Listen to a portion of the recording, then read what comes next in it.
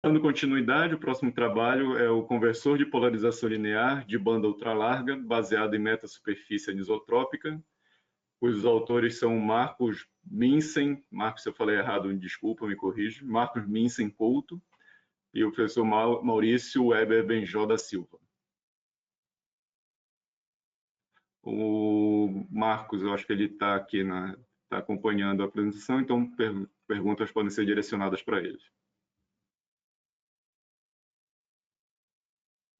Olá, eu me chamo Marcos, eu sou aluno da Universidade Federal Fluminense e hoje eu vou apresentar para vocês o fruto, né, do meu trabalho de conclusão de curso, que eu pude ser orientado pelo professor Maurício. Esse trabalho tem como título Conversor de polarização linear de banda ultralarga baseado em metasuperfície anisotrópica. Bem, conversores de polarização já são conhecidos há muito tempo, né? Aqui eu suscitei dois, né? Você alcança esse efeito de conversão através do efeito Faraday e na direita por cristais polarizadores, né? Bem comum em câmeras profissionais. Só que essas estruturas elas requerem um grande volume e são efetivos apenas em faixas estreitas de frequência. Então, para solucionar esses problemas, né, a literatura científica propõe alguns conversores de polarização baseados em metasuperfície, né, que são estruturas metamateriais, que elas têm dimensão na ordem de milímetros, né, são estruturas bem pequenininhas. Ela trabalha com subcomprimentos de onda. E aqui eu ilustrei dois exemplos, né, que um é alcançado a conversão através de reflexão e a de baixo através da transmissão. Bem, então para entender a estrutura que vai ser proposta, vai ser necessário explicar um pouquinho ressonadores de anéis fendidos, né, que são estruturas bem conhecidas, são estruturas vistas pela onda como homogêneas, por trabalhar em subcomprimento de onda. Então é possível fazer uma análise através de modelos de circuito equivalente. Então, para que fazer essa análise? Para você ver em que frequências específicas essa estrutura ressona. Né? Que a estrutura que vai ser proposta apresenta ressonâncias em determinadas frequências. Bem, esta estrutura proposta, né, essa visão frontal da célula unitária, que é composta por dois anéis concêntricos, né, anéis de cobre, circular, né, e outro quadrado. Que eu ilustrei, né, como que vai ser incidido o sinal nessa estrutura e aqui algumas dimensões dessa estrutura, né, que o que vai fazer o efeito da conversão linear é justamente esse corte aqui, como vai ser visto posteriormente. Bem, aqui é a visão oblíqua da célula unitária. Ela é composta então por arranjo frontal, né, composta pelos anéis, um substrato dielétrico, que esse é o diferencial dessa estrutura, que ela foge do convencional. Essa estrutura ela usa um substrato chamado Rohacel 51G, que ela tem uma característica muito parecida com ar, né, ou vácuos. Então esse é um diferencial dessa estrutura. E por fim um plano metálico para bloquear qualquer transmissão nessa estrutura. Então, para entender o efeito, né, de conversão linear,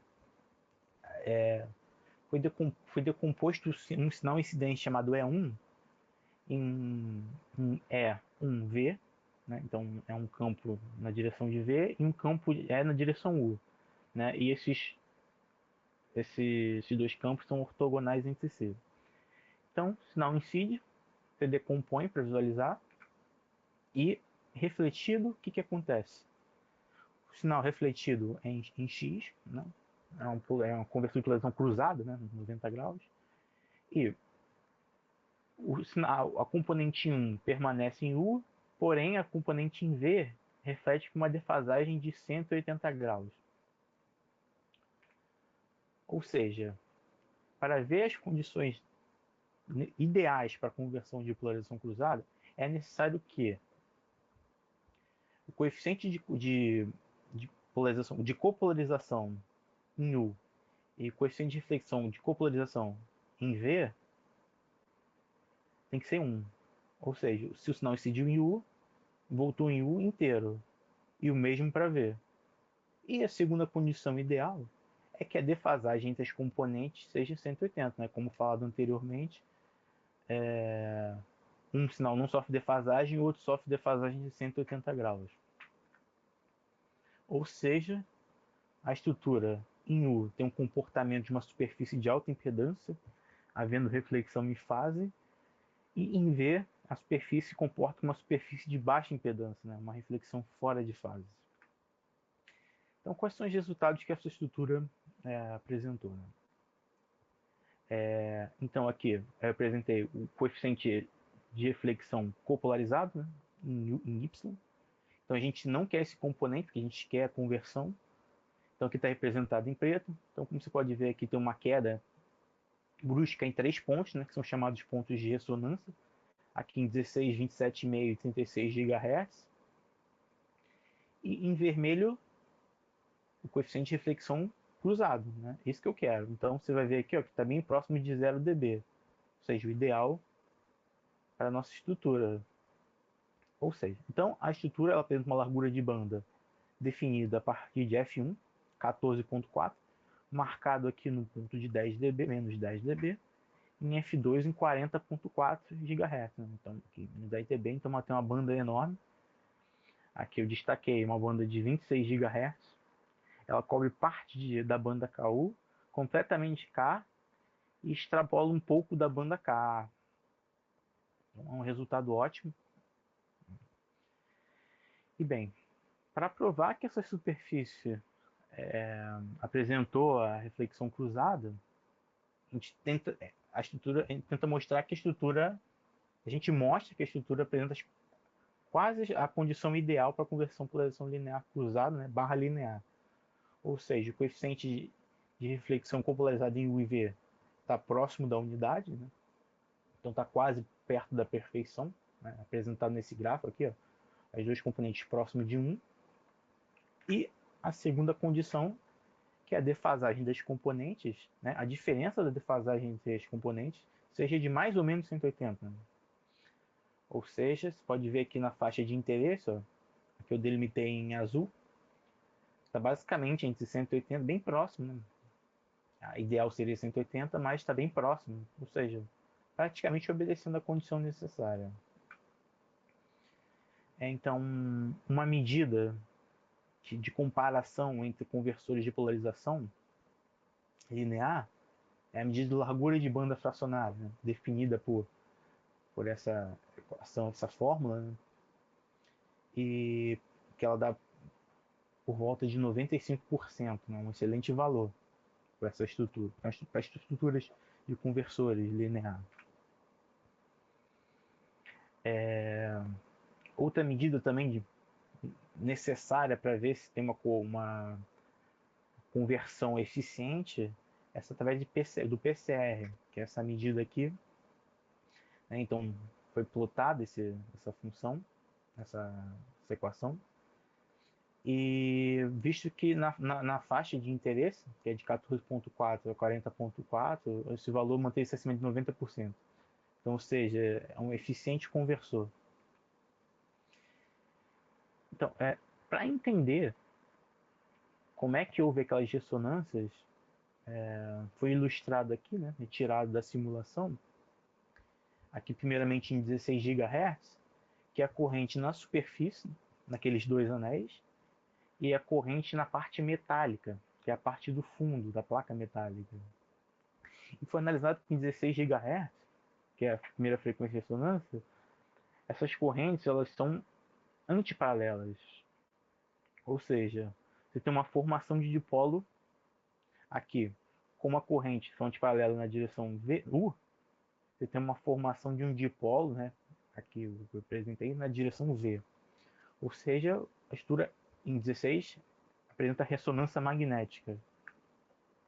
Já em 36 e 27,5, as correntes na verdade são paralelas em U. Ou seja, você tem uma formação de dipolo elétrico na direção U Ou seja, nessas duas frequências, a ressonância elétrica.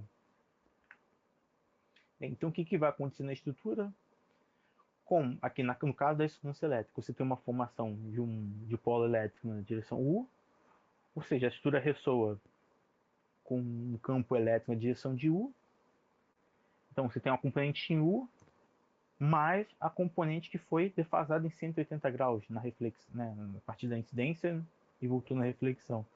Ou seja, se você somar esse componente refletido fora de fase mais o do dipolo, você tem o componente convertido linearmente, né, da polarização. E por caso de ressonância magnética, você tem uma formação de um dipolo magnético na direção V, e se você realizar a regra da mão direita, você pode ver que seu campo elétrico correspondente está na direção de U. Se você somar vetorialmente com refletido em 180 graus, você tem a conversão de polarização linear. Por último, aqui uma tabela de comparação com outras estruturas presentes na literatura científica. Esse trabalho ele apresenta a maior banda, né, a maior banda do que eu pude presenciar, né, pude verificar. Aqui, entre esse daqui tem a segunda maior largura de banda relativa e o tamanho das menores estruturas disponíveis. Isso, obrigado por assistirem minha apresentação, espero que tenham gostado.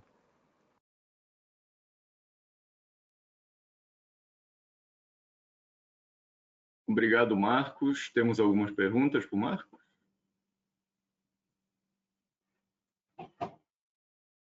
Eu tenho sim. Marcos, você realizou isso, você fez medidas, ou você só apenas simulou? Vocês me ouvem? Sim. Você poderia repetir a pergunta, por favor? Pois não. Marcos, você fez simulações ou você chegou a fazer realizações, medidas?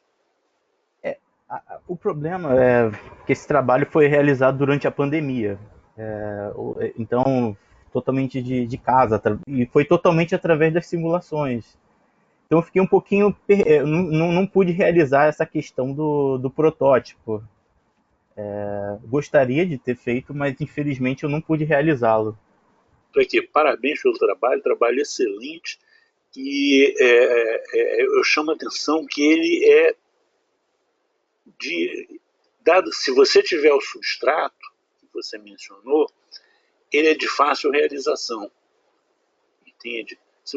Mesmo se você não tiver um substrato, você pode talvez mexendo na espessura do substrato realizá-lo. Ele vai ter uma faixa, uma banda passante talvez menor, mas de qualquer maneira, quer dizer, quando acabar tudo isso, né, que a gente está sofrendo, eu acho que dou força para você insistir em fazer a realização, porque o trabalho está muito bom. E se você conseguir o substrato e se você fizer a realização, você certamente tem um paper em revista 1 aí tranquilamente. Quem pode responder essas perguntas para o senhor é o professor Maurício. Ele ficou responsável para conseguir adquirir o substrato. Se ele tiver com o microfone aí, ele poderá adicionar mais alguma coisa para a apresentação. Bom, boa tarde, bom dia a todos. Bom, respondendo a pergunta do professor Marbei, professor, nós já solicitamos um substrato, né, um substrato da Rohacell, como foi comentado aí no trabalho, na apresentação. Ele encontra-se em São Paulo, foi uma doação da empresa, né, eu entrei em contato com a empresa, a sede Brasil, e eles disponibilizaram o material. Acontece que estão em casa, né, então o material está disponível para a nossa universidade. É uma placa relativamente grande, então se alguém também tiver interesse, a gente pode fazer uso compartilhado desse material. Contudo, a gente vai precisar que a empresa possa liberar, né, essas atividades presenciais para que o material seja enviado para a gente. Uma vez que o material seja enviado, a gente já tem previsões de como e quando fazer, né? Claro, a partir da aquisição do material, né? E poder fazer a realização das medidas que nós prevemos que sejam feitas na Alemanha, né? onde foram feitas as medidas do trabalho do José Bruno. Uhum. Eu acho que, vamos dizer assim, né, as realizações práticas agora, né, a gente tem que dar aí um retardo de uns 6 meses, né, pelo menos, né, porque É verdade. as coisas estão confusas, né, a gente não pode, ninguém é mágico, né, quer dizer, mas, puxa, o trabalho é excelente, entende? E eventualmente a gente possa até fazer algumas medidas no setor quando tudo isso acabar, né? Daqui a 6 meses, 7 meses, uma coisa assim, em termos de colaboração. Agora, vocês estão com um trabalho altamente publicável, entende? Porque por causa da banda passante, entende? Seria interessante ter alguns comentários do que ocorreria se o substrato não tivesse um epsilon R igual, próximo de 1, né? Acho que haveria uma redução de banda passante, mas mesmo assim vocês poderiam ter um resultado com banda menor. Né? Mas o interessante é pegar o substrato que realmente vocês simularam, né, e fazer. Vocês estão de parabéns. Mais um bom trabalho aí do grupo de vocês. Bom, professor, excelente. Obrigado mais uma vez. A questão das medidas, com toda certeza, se tivermos a oportunidade, podemos realizar em conjunto aí com a PUC, né? O que o Marcos acabou não comentando, esse trabalho já foi submetido, ainda que não tenha resultados práticos, né? Ele já foi submetido para uma revista e estamos aguardando a resposta.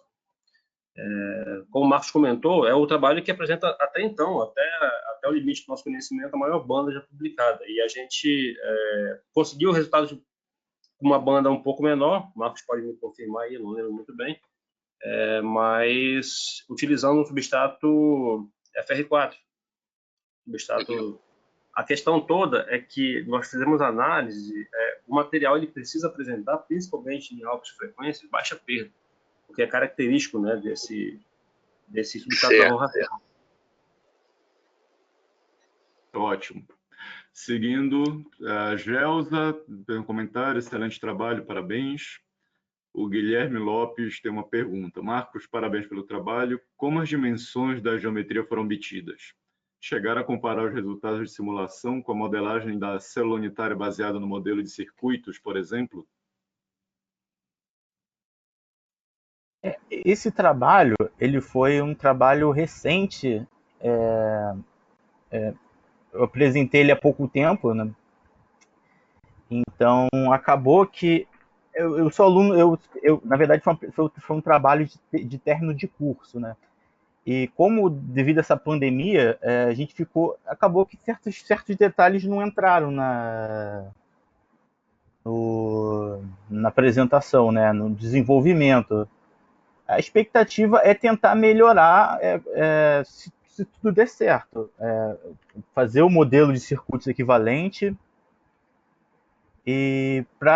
porque na verdade esse trabalho ele já se desenvolveu um pouquinho mais. Já conseguimos umas bandas maiores, mas a gente fica nessa parte do protótipo, né? A gente está preso a essa questão do protótipo. Mas a expectativa é realizar um modelo de circuito, sim. Qual tem outra pergunta? Eu não peguei aqui. Poderia... Como as dimensões da geometria foram obtidas? Então, na verdade, como eu falei, tem muitos outros trabalhos relacionados a conversores de produção linear, né? Então, foi um processo de descobrimento de outras superfícies e tentar melhorá-las a partir disso. Então, na verdade, as questões de dimensões só foram feitas pontualmente para poder ajustar as ressonâncias. Porque, se você for reparar bem nos gráficos, o objetivo principal para você aumentar a banda é tentar deslocar aquelas frequências de ressonância. Então, na verdade, essas dimensões foram só pequenas variações para tentar aumentar a banda. Eu acho que foi isso, né? Questão de projeto. Seja, na verdade, foi pontuais, questões bem ajustes finos. Ou seja, vou acabar fazendo um estudo paramétrico modificando um pouco as dimensões para ajustar, sintonizar na frequência, os modos na frequência que tu desejavas. Perfeitamente, esclareceu perfeitamente. Tá dando uma continuação do que o Guilherme falou? Oi, claro. Complementar?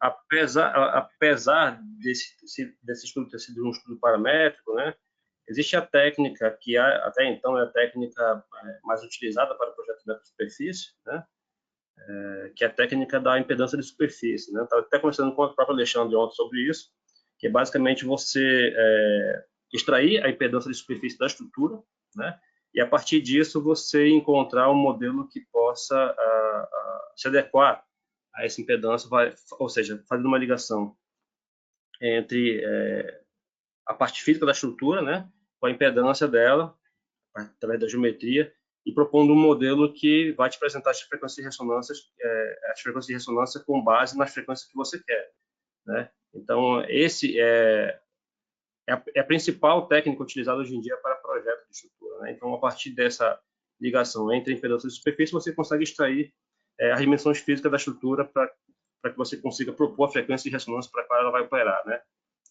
Com relação à pergunta do Guilherme também, da parte de circuitos, né? O Marcos teve um mês praticamente para poder propor o trabalho, isso é um trabalho de conclusão de curso, né? Nós tínhamos ciência da necessidade de propor esse modelo, mas não havia tempo hábil para isso, né? Então a gente tinha que fazer simulações, ele tinha que escrever o trabalho, então ele de fato não teve tempo para fazer isso, né? Isso foi inclusive uma proposta nossa de trabalho de futuro. Ótimo. Então, o Guilherme também faz uma sugestão para o trabalho de mestrado do Marcos, né? Que provavelmente ele está entrando no mestrado com o próprio professor.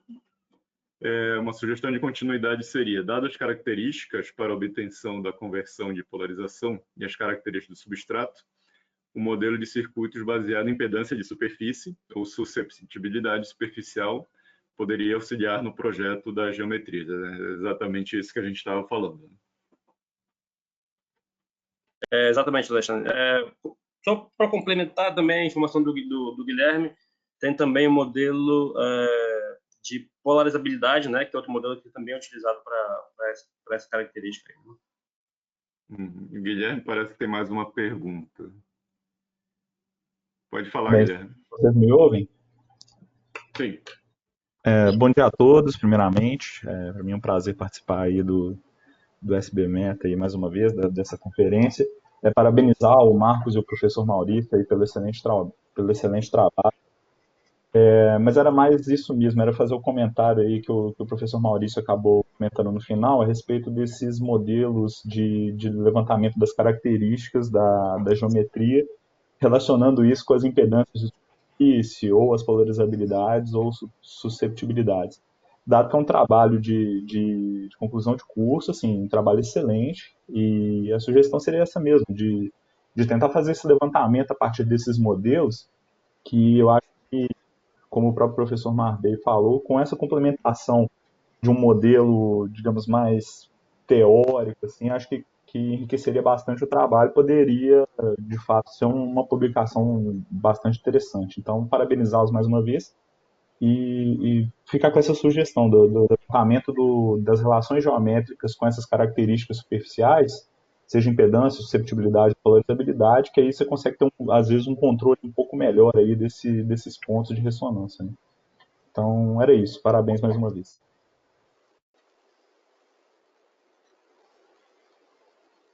Obrigado aí pelo comentário. O trabalho seguinte é proposta para geração e caracterização de emaranhamento utilizando ressonadores metamateriais. Os autores não nos mandaram um vídeo. Tem algum dos autores aqui na audiência que vai apresentar?